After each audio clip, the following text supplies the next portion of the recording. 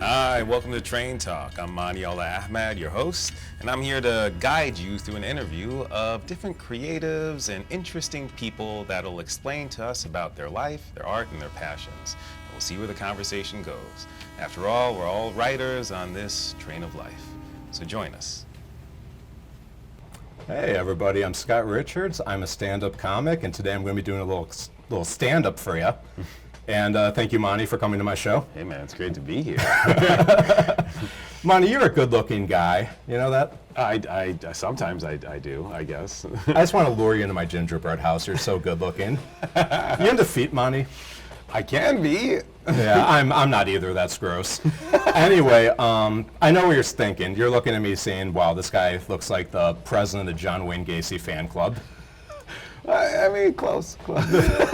This guy looks like Pugsley trying to get sober. Ooh. Yeah, so a little bit more about myself. I have the voice of Barry White, and I'm very white. I look like I work in the office of Glengarry Glen Ross. Oh my God. I do work in an office, Monty. It's kind of like a horror movie because everybody emotionally dies at the end. Oh no, yeah. We have a security guard. He calls me sir. I call him son. He's much older than me. It's not healthy at all. But you know, it's not all that bad, Monty. Nothing gets you laid more than Microsoft Office. What? Data entry, it's a panty dropper. I don't think that's true. Well, sometimes I open spreadsheets. I'll put my hopes and dreams in columns and rows, and then I delete them. Oh. I've had some weird jobs in my day. I worked at Disney World as a character. Oh wow, what character? I was Eeyore, Pluto, Buzz Lightyear, Tweedledee, Tweedledum, Geppetto, the Country Bears. Oh, did you hear they're changing the Country Bears now? No, what? I guess liver lips was a problem with alcoholics, so now they're just changing them to like Banjo Joe or something like that. Yo, I didn't even know his name was Liver Lips. That sounds made up. I played liver lips. It was terrifying. The kids hated it. I was scaring the kids. They were just running away. They're like, "Don't eat me." I'm like, oh my God, I'm sorry, child. I can't do anything for you. Man. But yeah, it's I worked at Disney. And do you like to Netflix and chill, Monty? I do. Yeah. Well, I like to Disney Plus and Thrust. There's nothing sexier than watching Don Knotts teaching a donkey to play basketball. Yeah, Disney was a weird time in my life. Oh man. I was hustling as Geppetto to pay the rent. According to Disney, I'm just geriatric and sad. It's a rough life. Oh, I'm biracial. What? I am German and Italian. That's right. Grandpa was in World War II. Wait, which side? Yeah, I'm not gonna say what side he was on, but he was in World. No, I'm kidding. He was on the good side. Grandpa was a weird character. So he's from Missouri, and he used to drown chipmunks in the backyard.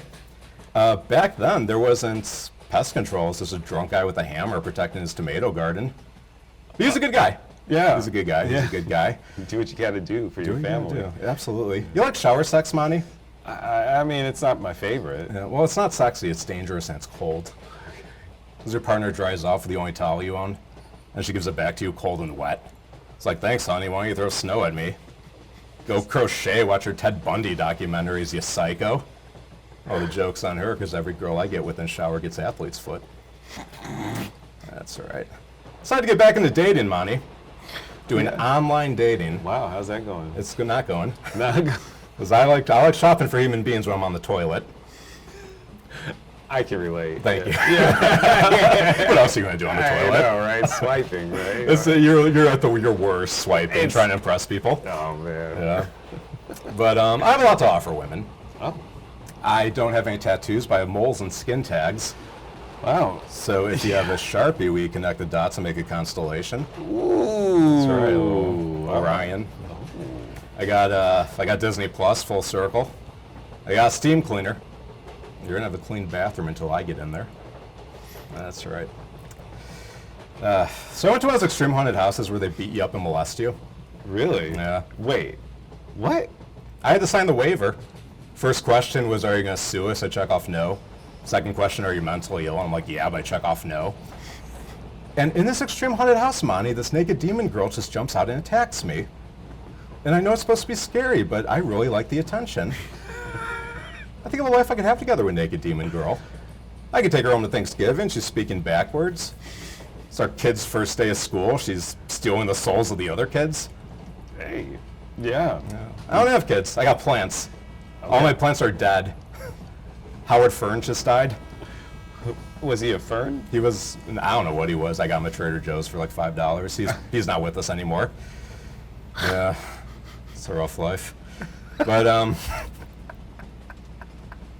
not that bright of a guy, Monty. I always thought growing up a miscarriage was when a stroller broke. So Monty, I live in California, Southern California. Heard of it. And I have road rage, Monty. Oh. I mean, how can I get road rage, all the crazy drivers? So I started listening to Christian radio in the car. They have 3 songs. They're all terrible, followed by a town hall meeting.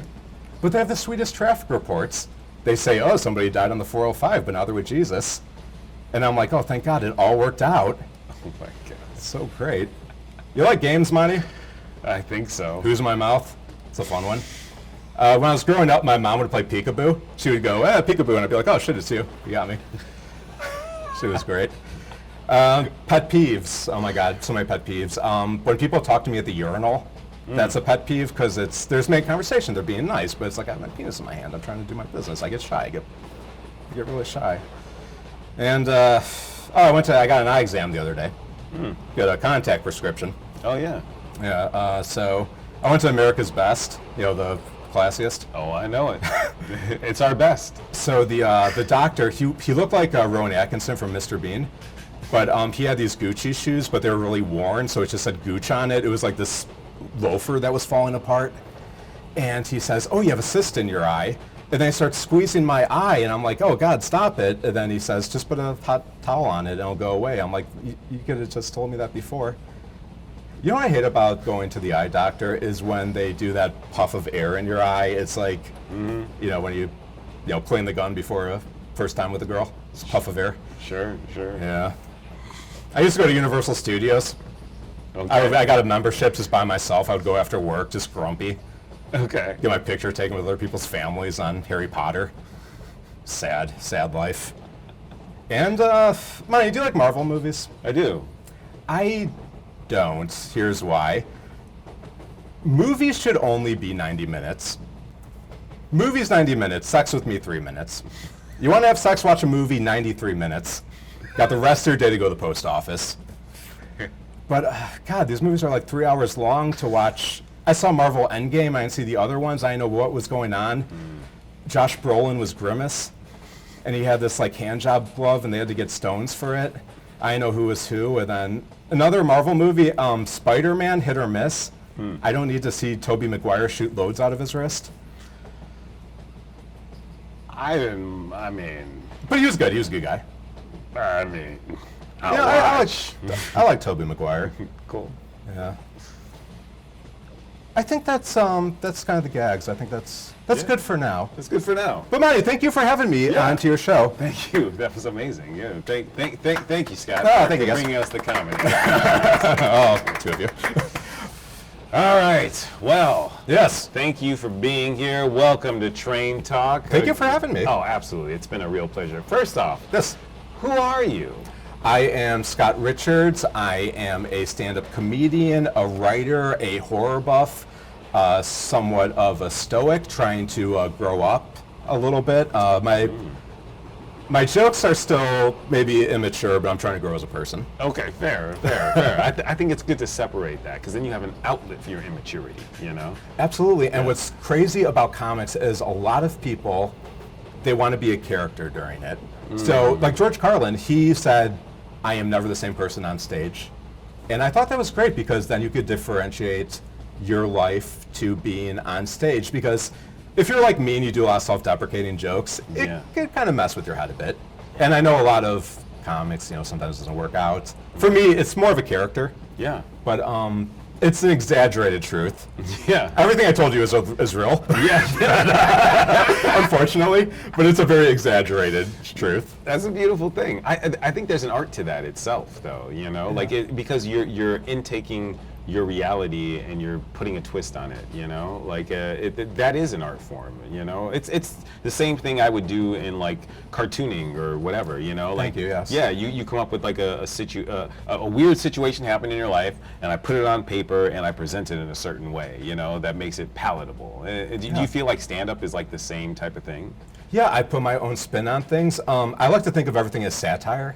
You just take something that's real, people know about, things that bug people, you just make a joke out of it. And gosh, it's like, how do we get through life without making jokes of things? Yeah. Life is, I'm not going to be like, oh, life is terrible, but things are hard. Things are hard. I like to make fun of finances. I like to make fun of going to work every day. And it's like people in the audience could relate. You could relate. We could all relate. So it's, you're trying to find the beauty in the rough. Yeah.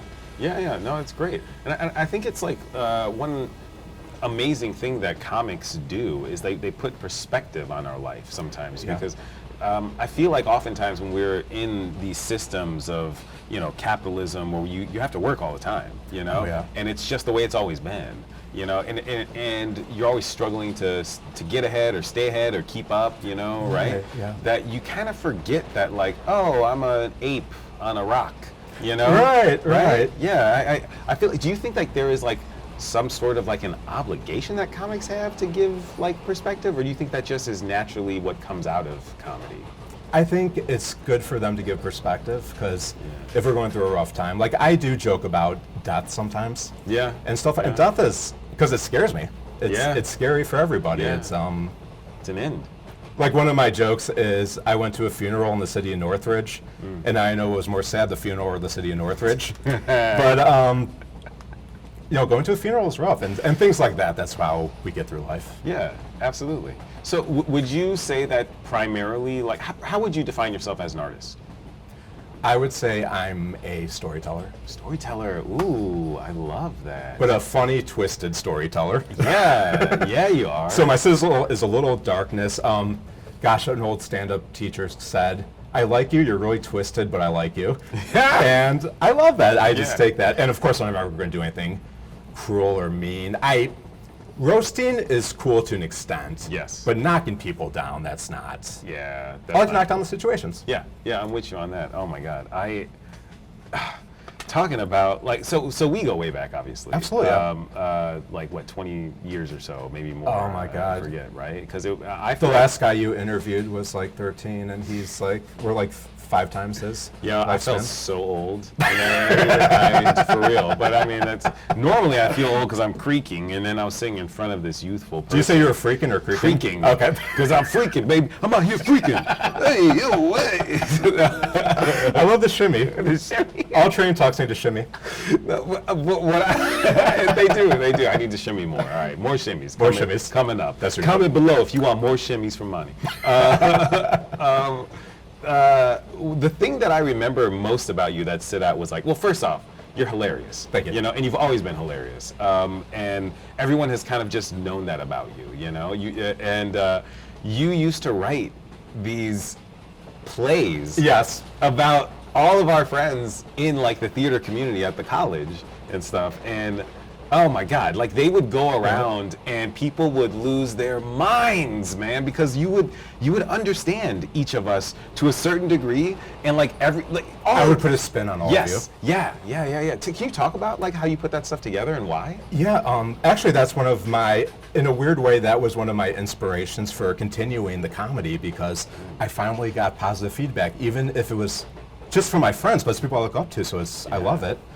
And for example, like we had a friend that loved the Pirates of the Caribbean movies, so I would always turn him into a pirate. Had a friend. I have a friend. Yeah, he's still with us. But we can shout him out. Hey, what's up, I got And we had a friend that became very successful in Hollywood, and so I would always make him on like a private jet or something like that. And it was more inside jokes, really. Sure. But a lot of your guys' feedback did inspire me to continue with everything, and so for that I'm grateful. Oh wow, that's beautiful. Wow, I'm so grateful to hear that from you, because it's so funny. Like just seeing that inspired me, and then realize like that's very sweet of you. Thank you. Our feedback of it, us seeing it also inspired. It's like this weird effect. It's like, this beautiful circle of artists, and we all just support each other, pick us up when we're done. We just meld and inside and pull out, but not on each other. Dock and all out exactly. No, that's awesome.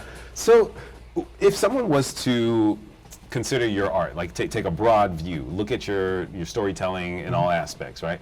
What does your art say about you? That I look at the little things that I love and I spin it. I will milk that thing till it's done and just create a great satire. Nice. And it's a compliment to all of you. Hell yeah. Milk that thing till it's done. That's why, hey, take notes, y'all. Milk that thing till it's done, all right? 2%. Vitamin D, literally. Oh, man. What does D stand for? That's great. We don't need to talk about that. Is there something specific that you are trying to say through your art? It's just a satire on society, but a lot of times where I use, this is a little personal, but this is train talk. Yeah. So I have horrible anxiety and depression and Sure. whatnot, so it's like I'm on medication for that, do therapy for that. Congratulations. Thank you. Thank you. I mean, because acknowledging the problem and then actually doing something about it is a really big deal. Yeah, so thank you. But for me to make jokes, and that gets me through life. Fair, yeah. So it's like, oh, something's crushing me down. No, I gotta laugh about it. Damn right. Because how else am I gonna survive? Yeah, it's true.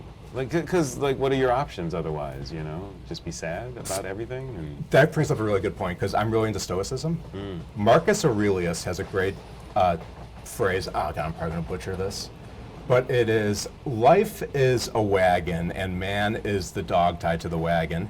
You could run with the wagon, you could be dragged by the wagon. Either way, you're gonna die with the wagon. Oh, man. So it's, So have fun with it or you won't have any fun at all. So Marcus Aurelius. But he was kind of a negative person. Maybe. I mean, that can be very cynical, what I said, but It it's... can be. I don't know. I don't think that.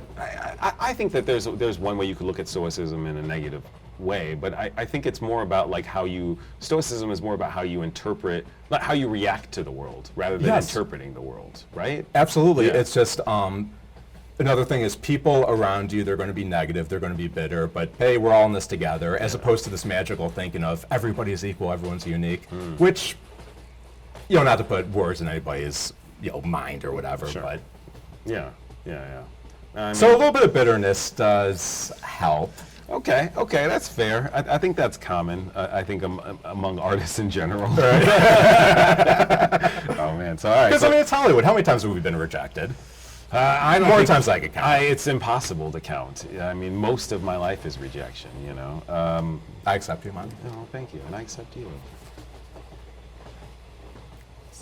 Okay, all right, that's too much. That was too many hands. Look at this view. Oh, wow. Ooh. So that train talk. Train talk. Oh man. Okay. All right. So moving on from this Marcus Aurelius stuff, which was great, but the fact that he was grafting wagons to dogs makes me very uncomfortable. You know what said is he actually did it? He's like, I got to figure out this comparison somehow. It's like, oh shit. You will never leave this wagon. He's not German. I don't know what that was. Was he German? I'm German. That's how I say it. Oh, that's how you say it. That's true. That's, all right. Yeah. Yeah. All right. It's like Gausen. Is there a specific message, or is there something what would you like to say through your art? I would like to say just have fun. Just have a good time. It's kind of like one of my favorite philosophers now, what's his name? Obviously not a favorite if I can't remember his name, but Cornel West. Oh, I love Cornel West. His... Often I've been... just today someone said, hey, you look got like the hair. Cornel West. I was like... He always said, leave a little bit of heaven behind. And I like that. And even if it's through comedy, it doesn't have to be groundbreaking. You don't have to, build a church or anything like that. But if you bring up somebody's day, that's leaving a little heaven behind, and that's what I like. That's beautiful. I like that. For you, what does it mean to be alive? Back to Cornel West, just leave a little heaven behind. I think being alive would be making people's lives more enjoyable, and also, gosh, what else can I say about this? I don't know, just being a good person and just kind of leaving your legacy humbly and cool.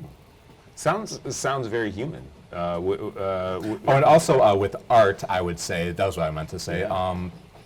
Being in a flow state, because if you're working on your art, the true artist is just you're working, the hours go by because you're having so much fun. Work is now play. Yeah. And that's part of being alive, where work is play. Ooh, I love Because work it shouldn't be a 9 to 5, it should just be enjoyment, then you leave. Yeah, yeah, I'm with you. Do you think that there's a certain responsibility that we have as humans? To take care of each other, but to also be able to call people out on their bullshit. Oh. And to be able to say enough is enough, but also build up while eliminating the fat. Yeah. That's another great stand-up line. My teacher for stand-up said, trim the fat. If you have something that doesn't propel the joke, you got to get rid of it. Yeah, no, that's cool. So it's like, so part of being human is like living in kindness, but also being a mirror, like reflecting honesty to other people. Absolutely. Oh, wow. Easier said than done. Yeah, no, it's difficult because a lot of times, like, the honest conversation isn't. It feels like it's going to be something that they will be defensive about. Yeah. You know, and so it's like finding. I feel like half of all communication is finding the right way to say something. Yeah. You know. And I'm such a victim of this. It's like there's Yeah. things I put off from saying about to people, and it's Yeah. like, you know, God, it's like it's a burden. It's just like a boulder weighing you down, and it's like, you know, things that I'm working on is coming clean to people, apologizing to people, forgiving myself. Because I feel you can't go further without forgiving yourself. You got to start with the roots. Yeah. And then I feel once I get to that point, then I could Yeah. take care of the rest of my life. Well, not the rest. You know, it's always going to be an upward battle. Sure, For sure. there to be an end game is like, you can't say this is the finish line. You got to keep going up. Yeah. Speaking of, well, I guess we can come back to that. Do you feel like that there is a particular responsibility that artists have? Keep improving and keep being fluid. Because a lot of artists, they get stuck in their own ways and they don't move forward. I mean, for example, like a business aspect, I think it was Kodak that didn't want to do the digital films. Therefore, even though to them it was art, they weren't fluid with the time. So artists, we have to be fluid too. Yeah. Yeah. Oh, that's cool. I mean, damn, that's really important. Which is my opinion. Yeah. No. Maybe not everybody's my opinion. It's all opinions, you know. Sure, it's your perspective, but I agree. I think every medium has changed. Yeah. You know, like even painting is so different. Like we have. Oh my God! From like, was it the Impressionism, which I guess was like the crazy contemporary art, like modern. Oh my God! In the Art Institute of Chicago, if you go to the third floor, all nudity, all nudity, people with like missing heads, and it's like, oh, look at people fucking. It's like, hey, this is art. And I'm like, oh, that's cool, good for you, but this is not something that would have flown 800, 900 years ago. Exactly. Yeah. So they find their place. Even within like just one specific, like if we're talking paintings, like we're talking portraitures, right? The mediums are different. Like we have, for example, like back in the day, like you had oil paints and you had what do you call it? Egg tempera, stuff like that, right? Now there's like, you know, water-based oils. There's water-based acrylics. There's like oil-based, like, you know, acrylics. There's all kinds of new stuff that you can do. All this new technology is creating new art. It is. I mean, digital art. Like, I respect digital art. Yeah. Before, I mean, there were computers, so you can do it then. Yeah. Now even like with like, you know, a tablet and, you know, an app, like you can make amazing stuff like that would take me forever, like with traditional painting techniques, you know. And also, I mean, for example, where we're at now, KP's virtual soundstage. Yeah. I mean, look at this. This is true. Look at this. This wouldn't have man. happened. Yeah, look, we wouldn't be able to ride a train if it wasn't virtual. Trains were just invented. Damn, dude. Is there like a certain contribution that you would like to give to the world? God, I would probably just give everybody just a little bit of happiness, give everybody a little bit of joy, a little bit of laughter, and I'm happy with that. Oh wow, that's beautiful. Is there something that you would like to change about humanity? I would like everything to be perfect, but that's not a reality. True. So it's, I mean, I think a lot of the financial situations people are in could be corrected out of forgiveness, humbleness, because I know a lot of people that are in like terrible debts and, you know, like the I don't know what you're talking about. I'm rich. Yeah. Fortunately, like I've been okay with it, but I know a lot of people whose lives just fallen apart, and it's I'd say forgiveness for people's previous mistakes, as opposed to letting it turn into a snowball, an avalanche. I'm with you. That's cool. Is there something that you would change about yourself, if you could? Yeah, I would like to have six-pack abs. I would like to just, I mean, I still battle with anxiety, so it's like I want to be able to be comfortable around people and not have things inside my head to where it's like, because if something bad happened to me 4 months ago, I still think about it every day. It depends. So it's like, for myself, it would be just be able to forgive myself, have a clean slate, forgive others, not hold a grudge. Yeah. And just learn how to human better. Yeah, I'm with you. I feel like in order to human, we need a little bit more of that goldfish mindset where you just like forget everything. Like after like 15 minutes or whatever, you know, like because I think goldfish, like they have a memory span of 6 15, seconds, something like that. It's like super short. Yeah, right? it's like a vine. Yeah. So like if something terrible happens to them, it's like, oh well, I forgot it, and so I'm moving on to the next. You know what I mean? Like we need a little bit more of that. But that's kind of a double-edged sword though, because no, what you said was absolutely fantastic. But people can't grow if we all just kind of start over. Yeah, I don't think it's more about starting over. I think it's more about letting go. Like I love that. Yeah, absolutely. Yeah, but starting over would be fucking hell. Like having to go start over every Memento. No, Memento. Oh yeah. The fish would have tattoos. Yeah. Great movie, terrible life. And those tattooed fish would probably taste horrible. Can you imagine a fish is like a crypt or a blood, just like all these? And now I just want to see like the Pixar tattoo Memento remake. Right. Like, I think Fishtail in prison. They in Falcon Bay. They would just.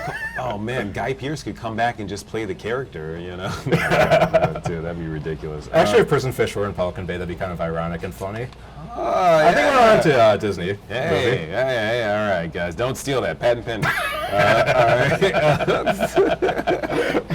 Do you have an ultimate artistic goal you'd like to achieve? For stand-up, I want my own Netflix special. Yeah. Because the thing with stand-up is it's kind of like acting as well, to where it's like you see a lot of your friends advancing, you know, playing the big clubs and stuff like that. So it's like, I'm very happy for you, but I'm a little jealous. Yeah. And that also persuades me to keep working harder. Yeah. So it's like to have my own special to be.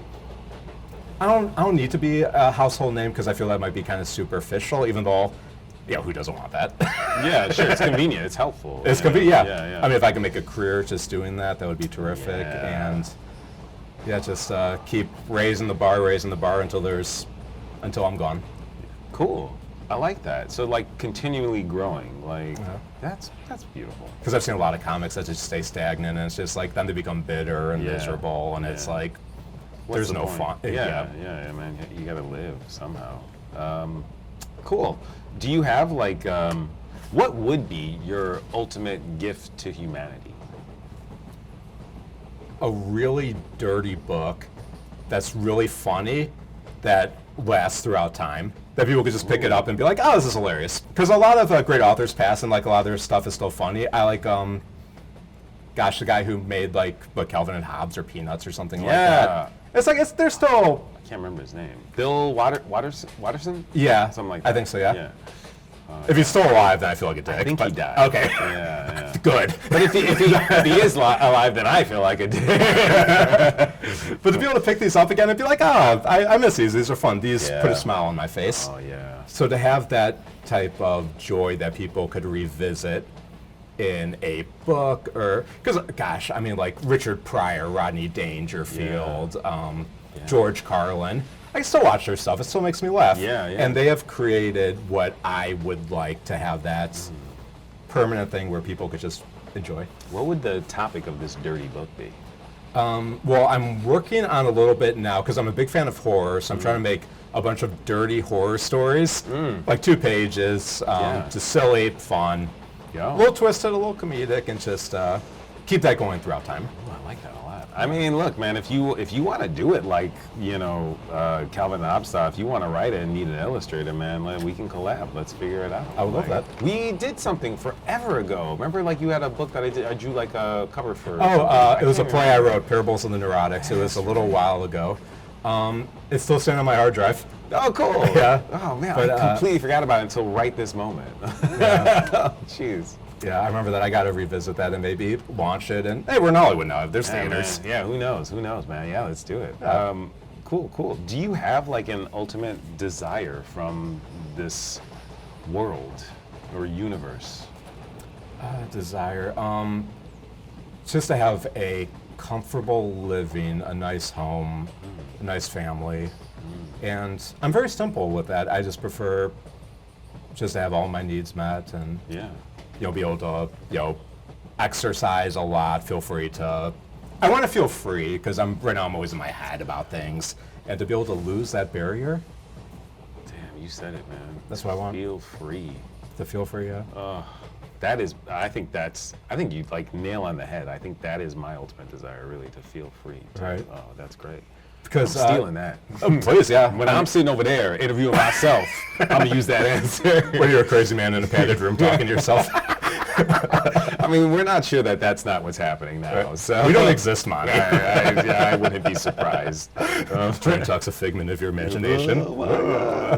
I dreamt up train talk of all the things. Oh my God. What inspires you? Funny stories, stand-up. Actually, art. I really like art, but I like the newer art, like the. Yeah. Oh man, that's cool. Oh, I'm stealing that too. I think it's an activity everyone could do. Oh, also, improv. Improv. If you want to get the brain moving, improv, you have to be sharp as a tack. It's. And here's the difference between improv and stand-up. Yeah. Improv is such a team fun environment. Stand-up is just sad drunks.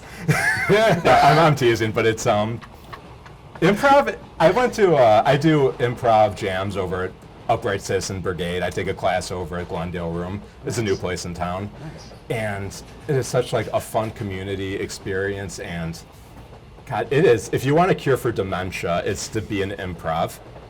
Because item work, for example, like here's a jar of peanut butter. I'm going to put the jar down. However, I have to unscrew the top of it. I'm going to take the top, and I'm going to put it right over here. I'm going to make a sandwich now. The loaf of bread's over here. However, I can't put it here because this is where the peanut butter is. Yeah. I'm going to move this over here, untwist the tie, and then I forgot where my fucking knife is and where the peanut butter is. But it's it's like the best logic problems. Like, I think everyone should do improv. I would agree, honestly. Improv is like the whole reason why I started acting, doing anything. I mean, it really opened me up as like an artist, I feel like, as a human. Absolutely, yeah. It does teach you listening skills, which is how to form a relationship off the top of your head. Yeah, my first improv class was at College of DuPage.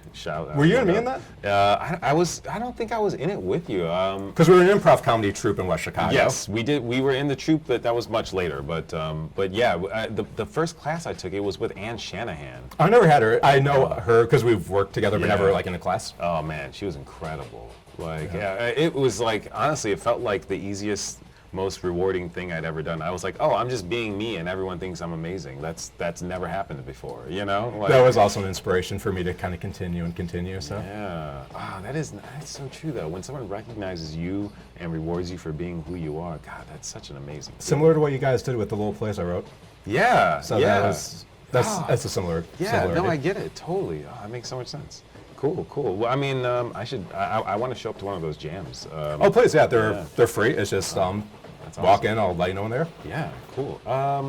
So yeah, no, tell me tell me about like the stand-up scene, the open mics. Like, what's it like? I try to do just kind of piggyback off your question. I try to do at least 2 shows a month, and then I'll do open mics 3 times a week. Oh. And so most of the times they're at bars, so you got to watch your money because you get expensive. Yeah. But open mics for me is such a community environment. And a lot of the shows I get are because other open micers. We create a community, we create a family. However, then there's the one person at the open mic that's on their phone, not laughing, not looking, and then they leave right afterwards, and those are the people that never get booked on shows. Oh, yeah, that makes sense. I did a little bit of open mic stuff back then. I did notice like there was like a group that were like welcoming. Yeah. And they would be at the different, in Chicago, they'd be at the different ones. I'd see them throughout like the week or whatever, you know? And then there would be like just weirdos that would just be in and out and like they'd be really jerky. There's a lot of, yeah, that's actually what stopped me from doing stand-up for a little while, because I used to think a lot of stand-ups were assholes, and I mean, some are, but it's just a human thing where it's like some people you like, some people you don't, and the people you don't, I wish you the best, however, you're not for me. Yeah, exactly. Oh man, that's really interesting. Cool, thanks for sharing about that. So like, if someone was looking to get started in stand-up, what would you tell them to do?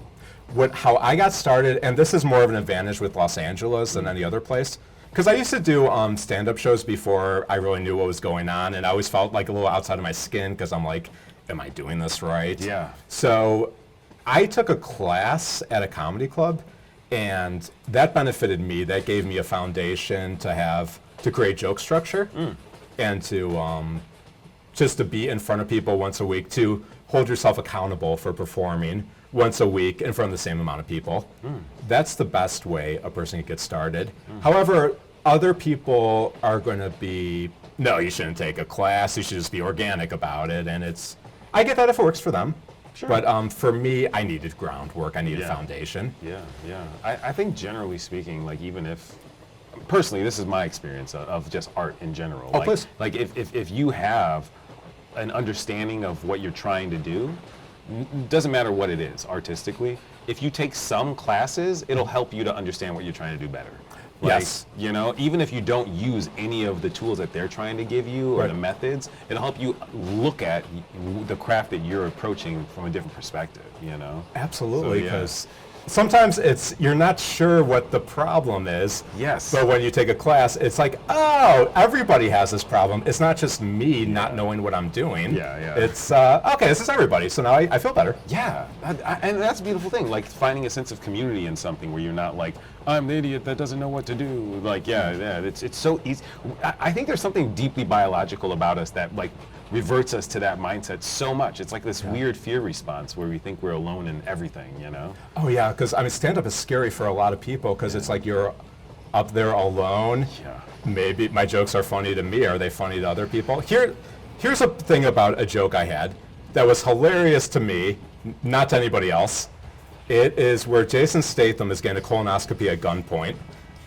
It's a movie I made called Hard Stools, and he plays Tommy Stool. To me, it was the funniest thing in the world, but I did it at like 5 open mics, crickets. And I was like, I love this joke, but I have to get rid of it. So I needed that community response. That's amazing. I think that's hilarious. But it's also like how you set it up, how you deliver it, all that stuff matters, I guess, too, right? Right, because for me, it's just at random. Also, my transitions are my high points. Because I'll talk about, sex in one thing, then I'll talk about fly fishing after that, and they don't have anything to do with each other, and that's the joke. That's in itself.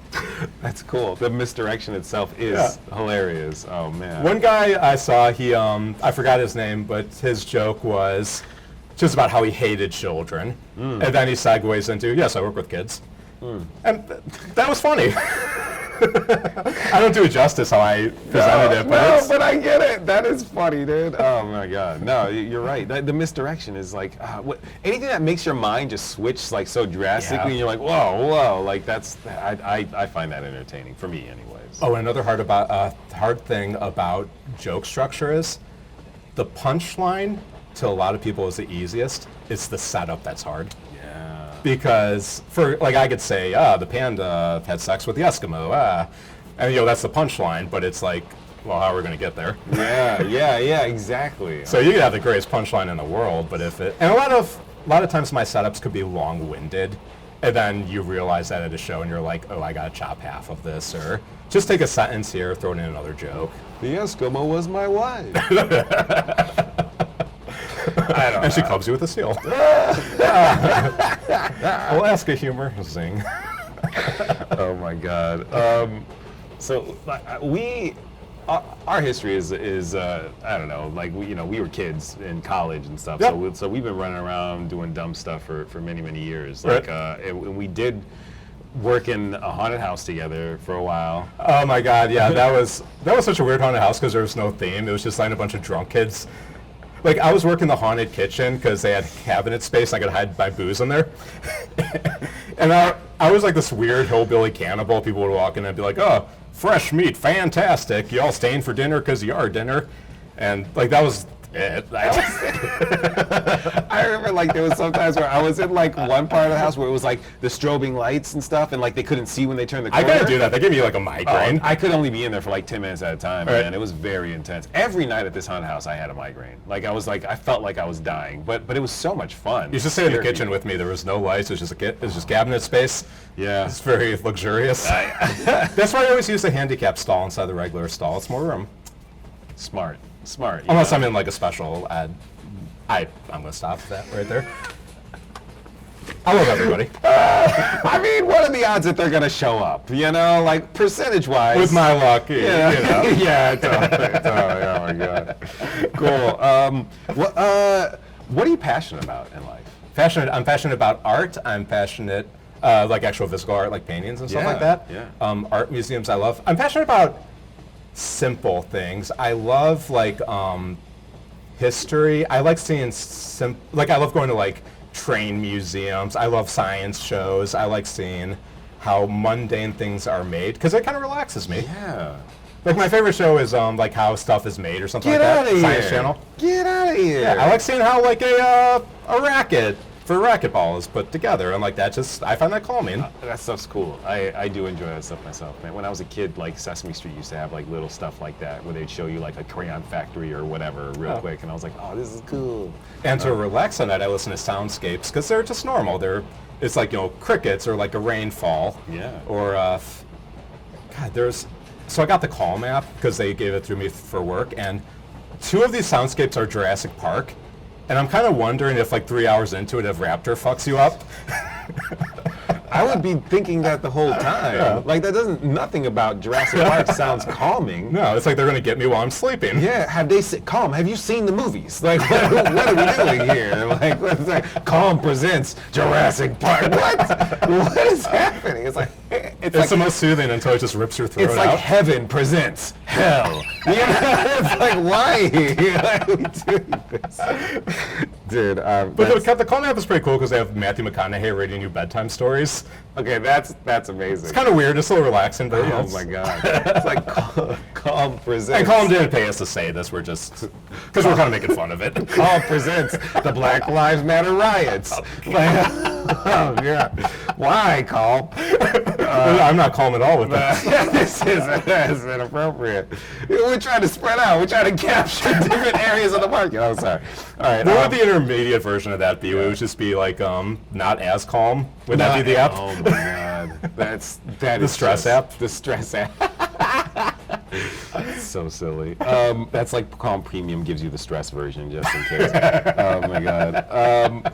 Jesus. What was I going to ask you? Are there people in your life that you're passionate about? Like inspirations with stand-up? Just passionate in general. It could be anything. However Passionate. you want to take it. I will take it for what I'm trying to do right now for writing. Yeah. My mentor with that would be Chuck Palahniuk. Oh, The guy who wrote what like a Fight writer. Club and Yeah. he wrote, because he just has that twisted sense of writing, but it's funny, but he shouldn't be laughing. I know. You feel a little cringy. It's the best. For stand-up, who got me into comedy was when I was like, 12, 13, I listened to Loveline every night. Adam Carolla. Oh my God. One of my dreams here in Hollywood would be to be on a show with him. Cool. Yeah, man. Wow. That's cool. Another controversial person I'm really into is Jordan Peterson. Oh, really? But he's like a buffet. A lot of it I like, but there's few things I don't maybe agree with. I feel like that's interesting. I think You love him or you hate him. Jordan Peterson for me is entertaining, like in a way yeah. like Alex Jones is entertaining. Yeah. Like I'm like, oh, this is such a weirdo. Like I find him fascinating, Right. but I don't like. I don't know how to put credence to anything that they say because so much of what they say like is just mumbo jumbo. You It know? is, yeah. Like. But I like listening to a charlatan. You know what Yeah. I mean? Like there's something for me that's interesting about it. but If you take away fascination, like that kind of does its job. yeah, That's good. yeah, but I feel bad about that because if they were harmless, like that's one thing, but I feel like they're influencing the youth in a weird way, you know, like they have a lot of weird ideas and stuff. But I'm with you, like I think the world is a more rich, flavorful place because those characters exist in it. Yeah. You know, I just wish they didn't have a negative impact, you know? Yeah. Yeah. And that's how I feel about some aspects of different religions, maybe, and also, I don't know. It's like everything. There's a cloud and there's a silver lining. Yes, I'm with you. I agree. Yeah. But the cloud could be kind of fun. It can be. It could be kind of a ride. It can be. I like the turbulence. Totally. Not all the time, but I do like a little turbulence. I get you. Cool. So we were talking about the people that you're passionate about. Early on, we talked about like how you would want to make yourself better, apologize to yourself more, and like move on past problems, stuff like that. Is there an apology that you would like to make to somebody that you haven't been able to make? You don't necessarily have to like, you know, be like, listen, Susie. You broke my heart, you bitch. Yeah, listen, but I'm sorry I ran over your cat. But like, it could be as simple as like, Cat deserved it. yeah, it could be as simple as like, you know, like I need to let myself know that, look, I'm not always a piece of shit, you know, or it could be, I don't know. It doesn't have to. You don't even have to name a person or anything. But is there like an apology that you haven't been able to make that you'd like to make? Something I'm trying to work on is I have a laundry list of people I need to apologize to. Really? I think we all do in some way. I agree. Even if it's not a big deal to them, it's a big deal to me. Okay, that's fair. So if I could apologize to anybody, I would have to start with myself. Only then can I be the person I would like to be. Yeah. So I can't even apologize to myself without getting emotional or something like that. But it's it's not just a train car. Train talk, sorry. I would like to forgive myself for. I don't know how to continue this. Your call. It's fine. In the future, maybe if you have me on another show. Hey, yeah, no, I know what you mean though. Because sometimes you don't even know how to put into words. Yeah, I'm with you. Like you're in that phase. I think we're all going through this in our lives at some phase or another where we're realizing like, oh, a lot of the problems I'm facing in my life is because I put myself there. Like I put these problems before myself, and that's what I felt I've done a lot. Yeah, and it is hard to know. Like, how do I even apologize to myself for it? Because some of the times, that was the best option that I knew. You know. Thank you. It was, and sometimes that option that I took might be cowering away from a situation, or maybe being too aggressive with the situation, and not. Yeah. Because what's that line, like, if you're angry, you should never confront the person until like maybe 10 minutes later or something like that. You know, it's things like that. Yeah, no, that's fair. Good call. Yeah. So I'm still growing, as we all are. Nice. Is there any shout outs or things or anything you want to promote? Not at the moment. I mean, I do stand up very often. If people want to follow me on Instagram at Scott Awesome, I always put my upcoming shows on there. Perfect. Because it's like acting. 1 week's different than the next, so it's it's hard to say what's the next upcoming thing. Cool. But you do post them, so I do post them. Yeah, there you go. If y'all want to follow them. And I'm pretty excited because I'm finally getting out of the open mic situation where I'm doing shows now. So it's like I'm doing shows on like Sunset in Hollywood and stuff like that, as opposed to Larry's Barbecue or whatever. Yeah, that's awesome, dude. Oh no, man, I'm proud of you. That's and I'm proud of you. We've come a long way. We have. Look at us. We're on the internet. Word. Anything else that you'd like to touch that we haven't touched on? I would just say to everybody, I'm still learning. I don't even know if I'm qualified to say this, but life's an uphill battle. Just keep going. Yeah. If you always try to be a little bit better than you were yesterday. Absolutely. And it's not easy. I'm trying. I mean, we all are. Thank you for that. Cool. So, one last time, just tell us who you are and where we can find you. I am Scott Richards. I am a stand-up, a comedian, a satire man, You can follow me and my adventures at Scott Awesome on Instagram. Thank you for riding the Thank train you. with me, man. Appreciate This has it. been a beautiful thing. All right, thanks, guys. This has been another episode of Night Train, and we appreciate you for riding the train. This has been Train Talk. We appreciate you for being here, and we'll see you next time when we ride the train of life. Love you guys. Thank you.